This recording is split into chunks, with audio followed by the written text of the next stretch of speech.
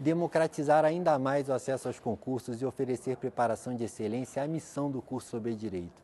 O meu nome é William Ackerman, eu sou defensor público do Estado do Rio de Janeiro desde 2012, assessor de ministro do Supremo Tribunal Federal desde 2018 e coordenador do curso sobre Direito. Aqui no nosso canal, vocês terão acesso a aulas com os melhores professores do país. E nas nossas turmas, há ferramentas disruptivas para facilitar o seu caminho até a aprovação.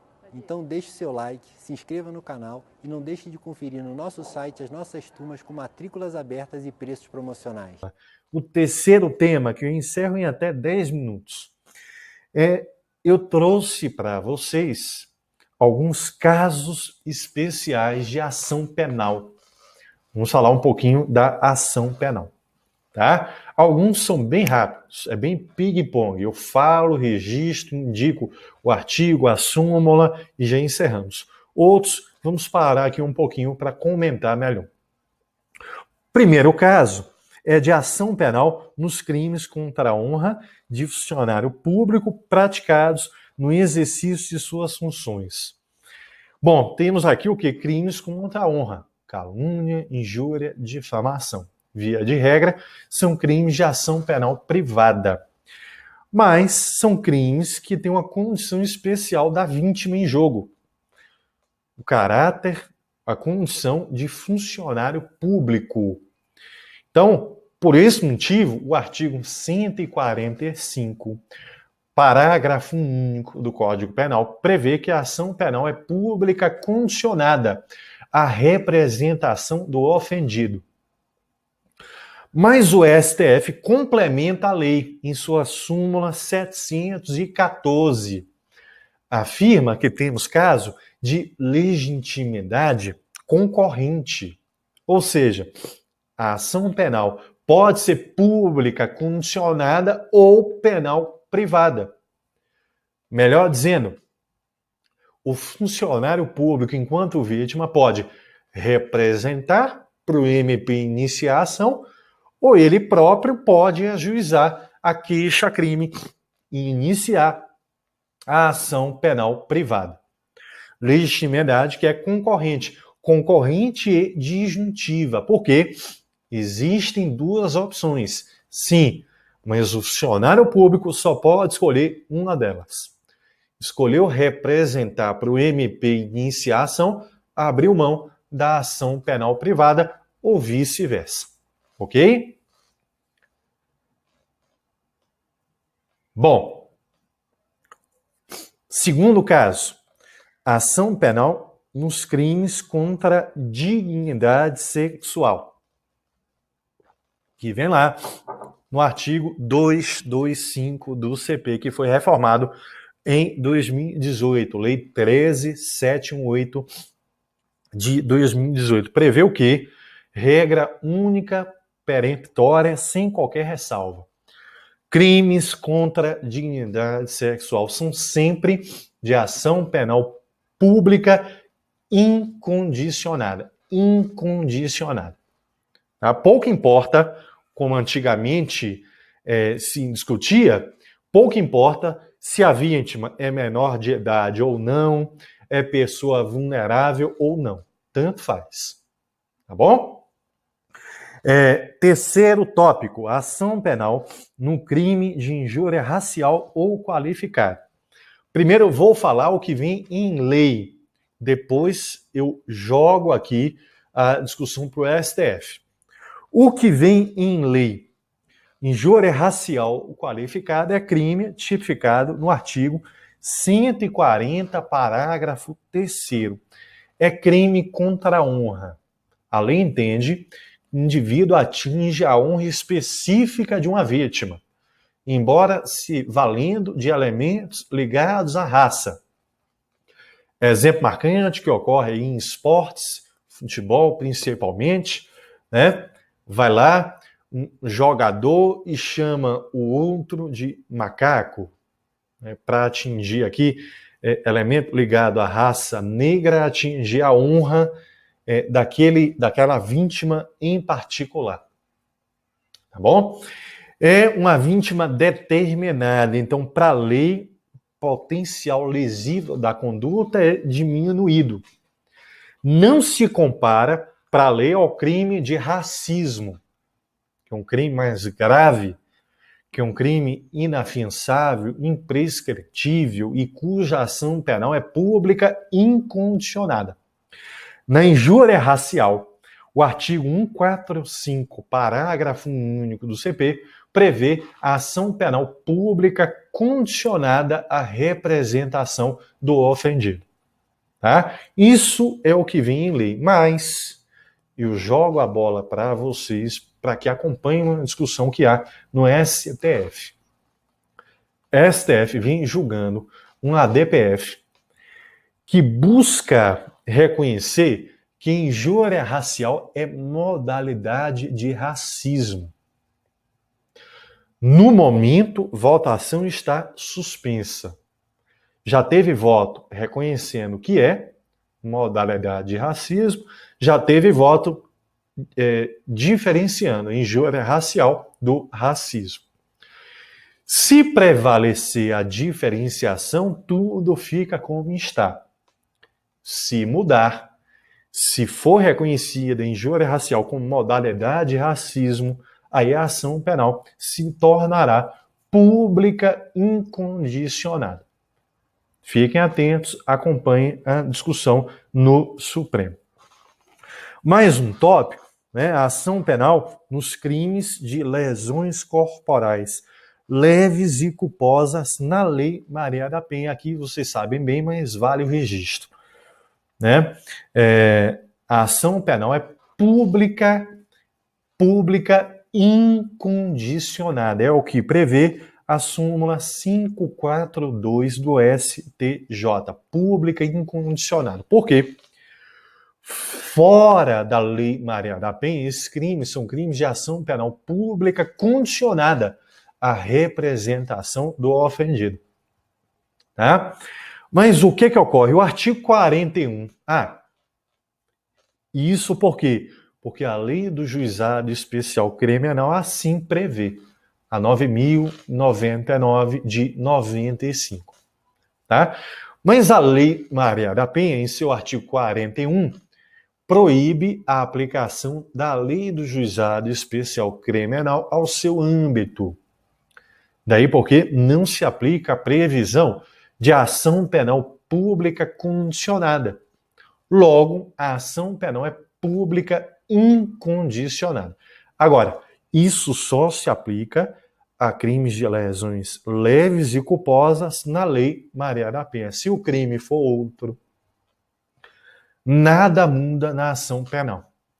Vamos ver exemplos? Crime de ameaça. Ameaça no contexto da Lei Maria da Penha. A ação penal é pública condicionada à representação do ofendido. Por quê? Porque a ação penal vem prevista no CP, no Código Penal. E o CP se aplica à Lei Maria da Penha? Se aplica. Segundo exemplo, chamado crime de perseguição. Mundo afora, conhecido como stalking, né? É um crime inserido no Código Penal, lá no artigo 147-A. Isso veio com a Lei 14.132 de 2021. A ação penal no 147-A, parágrafo 3º, é pública condicionada. Isso se aplica também na Lei Maria da Penha? Sim. Sim. Aliás, a condição da vítima mulher de violência doméstica e familiar é até nesse crime uma majorante, que vem no parágrafo 1º, inciso 2 do artigo 147-A. Então, fora da Lei Maria da Penha ou na Lei Maria da Penha, a ação penal é pública condicionada. E o último tópico nosso aqui, da nossa aula, é a ação penal nos crimes de estelionato. Ação penal nos crimes de estelionato. Mudança que vem com o pacote anticrime. Cuidado. Bom, A matéria vem no artigo 171, parágrafo 5º do CP. 171, parágrafo 5º do CP. Regra, qual é? A ação penal é pública condicionada à representação do ofendido. Excepcionalmente pública incondicionada quando a vítima for a administração pública, direta ou indireta, criança ou adolescente, pessoa com deficiência mental ou maior de 70 anos de idade ou incapaz. Regra, portanto, é pública condicionada. Antes do pacote anticrime era pública incondicionada. E aí, como é que fica a aplicação da lei no tempo? Nós temos aqui uma norma processual penal mista ou híbrida. Por quê? Toca tema de processo penal, sim, a ação penal. Mas toca tema também de direito penal. Por quê? Porque se hoje a ação é pública condicionada, é possível que ocorra a extinção da punibilidade. Por meio do que? Da decadência. Se a vítima não representa em até 6 meses desde a descoberta da autoria. Então, é instituto, extinção da punibilidade, é instituto de direito penal. Decadência vem lá no artigo 107 do CP. Em uma norma processual penal mista ou híbrida, ela se aplica retroativamente, se mais benéfica ao réu. É o caso? É o caso. É melhor o cenário atual do que o anterior. No atual, o réu pode ser beneficiado pela decadência. Então, se aplica retroativamente. Discussão, para a gente fechar aqui, enfim, discussão que existe na jurisprudência é: retroage a qualquer tempo? Ou seja, atinge fato anterior ao pacote anticrime, independente do estágio da persecução penal em que se encontra? Ou há algum limite? Há uma discussão enorme. Para o concurso, sigam o entendimento atual do STJ e do STF. Qual é? É possível retroagir o pacote anticrime? Sim. É possível atingir fato anterior a ele? Sim. Desde que a denúncia ainda não tenha sido oferecida. Até, portanto, o oferecimento da denúncia. Ou seja, retroage somente até o momento da investigação criminal. Se já existe a ação penal, não é possível retroagir mais. Se a denúncia já foi oferecida, não é possível retroagir mais. Por quê? Se entende, que a representação do ofendido é condição de procedibilidade e não de prosseguibilidade da ação penal. E 2, em respeito ao ato jurídico perfeito. A denúncia já foi oferecida. A época em que foi oferecida, a lei não exigia a representação.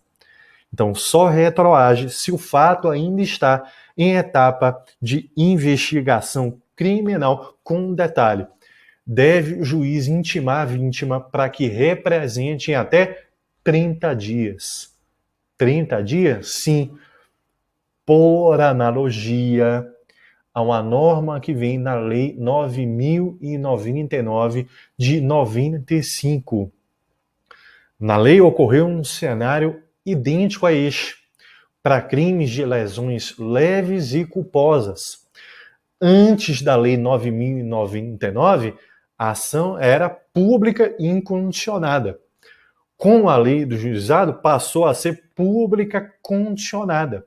E aí a lei do juizado teve o cuidado de afirmar o quê? Para fatos anteriores, a vítima deve ser intimada para representar em até 30 dias. Se invoca esse regramento por analogia. O pacote anticrime foi omisso, no silêncio da lei, vamos integrá-la a partir da analogia. Tá bom? Com isso, encerramos a discussão aqui do nosso terceiro tema. Eu continuo à disposição de todos pelos nossos contatos em redes sociais que estão aí no material de apoio, nos nossos slides que encaminhamos para vocês. Foi um prazer enorme discutir aqui com vocês esses temas de processo penal. Espero que eu tenha contribuído com os estudos de vocês, tá bom? Sigo à disposição, bons estudos, boa sorte em seu concurso. Um grande abraço.